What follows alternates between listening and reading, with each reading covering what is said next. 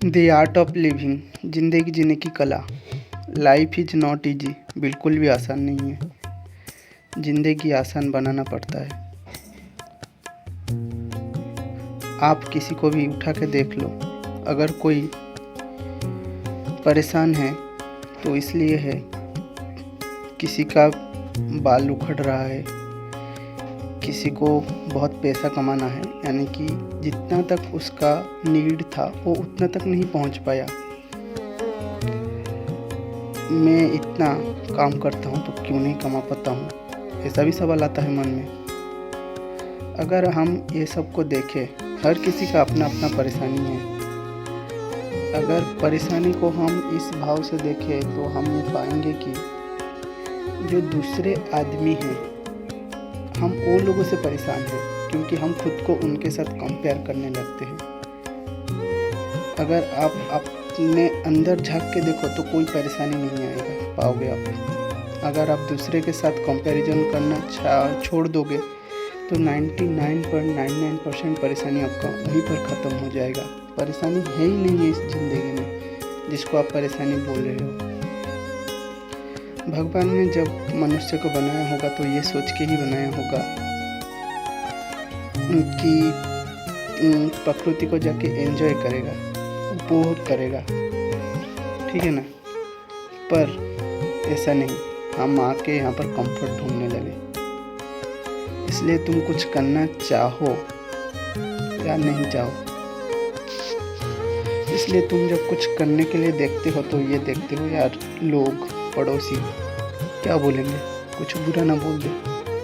यही सोच के तुम हमेशा अपने आप को अटका के रखते हो। अगर ये सब सोच विचार छोड़ दो तो तुम देखोगे कि कुछ महान कर सकते हो, आगे ना। तुम कुछ बड़ा ही, बहुत ही बड़ा महान काम कर सकते हो। और महान काम का मतलब जो तुम समझते हो, खुशी। महान काम का मतलब वो करो जो तुम्हें सच में खुशी दे, ना कि वो करो जो कि दूसरे के नज़र में महान हो।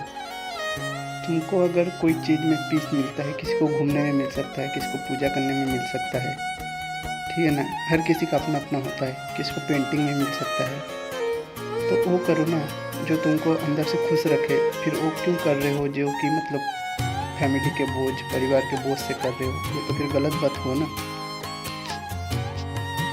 अगर आप किसी भी व्यक्ति को लास्ट समय में, यानी कि जब उनका जीवन का अंत होगा, तब अगर आप उनके पास बैठोगे तो उनके मन में एक ऐसा अफसोस रह जाता है यार, कि भाई जाने के बाद किसी को ये बात का अफसोस नहीं होता कि मैंने इतना घर बनाया, इतना बड़ा बना सकता था, नहीं बना पाया। ऐसा किसी को भी नहीं होता।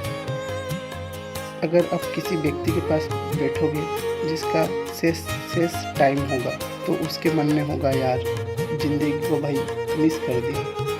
वो लोग का मन में ऐसा होता होगा कि जो कुछ कर सकता था वो नहीं कर सका ज़िंदगी में। कहीं पर घूमने जाना था वो पेंडिंग है, ठीक है ना। कहीं दोस्त मिलना था, कुछ खाना था, ये सब करना होता है। पर नहीं, हम क्या देखते हैं कि यार इतना बड़ा घर चाहिए, गाड़ी चाहिए, बंगला चाहिए। ये कुछ नहीं है, ये सब मोह माया है। अगर आप बड़े नज़र से देखोगे तो ज़िंदगी का मतलब यही है कि फलाने जगह घूम लो, वो वाली चीज़ खा लूँ, ये वाला ड्रेस अच्छा लगा इसको ख़रीद लूँ। यही होता है ज़िंदगी, इसको उपयोग करना चाहिए। ज़िंदगी में ऐसा कुछ रूल नहीं है कि तुम ये कर सकते हो, ये नहीं कर सकते, तुम ऐसा कर सकते हो, वैसा नहीं कर सकते। ये सब मोह माया है। ये रूल सब बनाया गया है इसी ही लिए ताकि तुम कुछ नहीं कर सको। तुम्हारा पंख को बांध के रखा गया है। तुम्हारा पेरेंट्स ये कभी नहीं चाहेंगे कि तुम कुछ बड़ा करो, अपना आउट ऑफ जोन जाके कुछ करो, क्योंकि वो लोग डरते हैं अंदर ही अंदर कि उनका फ्यूचर का क्या होगा जब अगर तुम निकल गए हाथ से, ठीक है ना। तुम वो करने लगोगे, अगर तुम नहीं कमाओगे तो क्या होगा। परंतु अगर आप कोई जंगल में जाओ, किसी शेर को देखो, वो आज में जीता है, कोई ऐसा नहीं जीता कि कल जीता हो, ऐसा कभी नहीं होता। आप किसी शेर के पास चले जाओ तो देखोगे या तो वो आज खाना शिकार करेगा, खाएगा, या नहीं तो भूखा रहेगा। ये जो कंफर्ट वाला जोन है ना काल का, यही वाला चीज़ हमको डराता है। ठीक है, जब आदमी लोग कमाना स्टार्ट किया होगा तो कोई बचा लिया होगा उनमें से, वो काल खा लिया, परंतु काल कोई फ्यूचर वाला काल कोई नहीं देखा, और पास्ट वाला बीत चुका है, वो कभी भी वापस नहीं आ सकता। और जो फ्यूचर है, ठीक है ना, आदमी क्या किया, फर्स्ट पहले दिन का बचाया, तो उसके बाद 7 दिन का बचाया, उसके बाद 1 महीने का बचाया, उसके बाद अभी ये सोचता है कि पूरा ज़िंदगी का बचा लूँ, अभी पूरा ज़िंदगी का बचा लूँ, ठीक है ना। इसलिए अभी जो उसका जो प्रेजेंट टाइम है, पूरा ज़िंदगी के चक्कर में वो अपना प्रेजेंट को ख़राब करता है। अगर ऐसा नहीं करे, ठीक है ना, मतलब ऐसा कोई नहीं है जो भूखा मरता है। आप ज़िंदगी में किसी को भी उठा के देख लो, आप चाहोगे भी भूखा मरने के लिए तो आप नहीं मरोगे। अगर आप ब्रह्मांड पे जाओगे, कहीं कहीं साधु महात्मा जो सब है जो घूमते रहते हैं, कौन ऐसा बता दे कोई साधु भूखा मर गया? कोई नहीं मरता भूखा।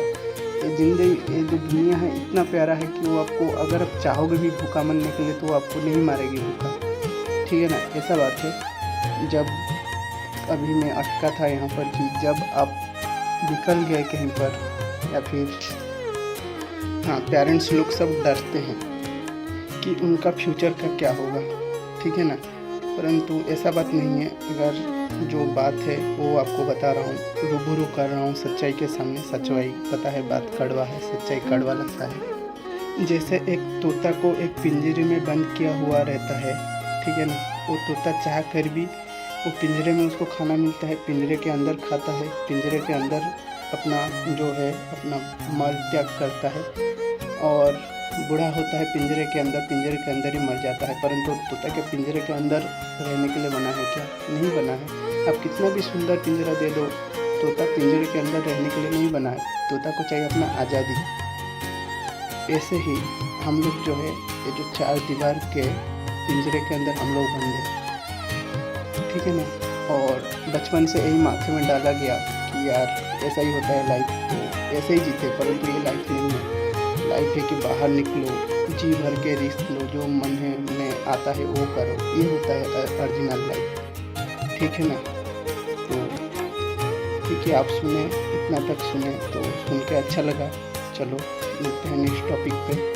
अगर आप मिस नहीं करना चाहते हो मेरे को, नेक्स्ट जो मैं बात करना चाहता हूँ नेक्स्ट का, तो मेक श्योर सब्सक्राइब कर ले। Thank you.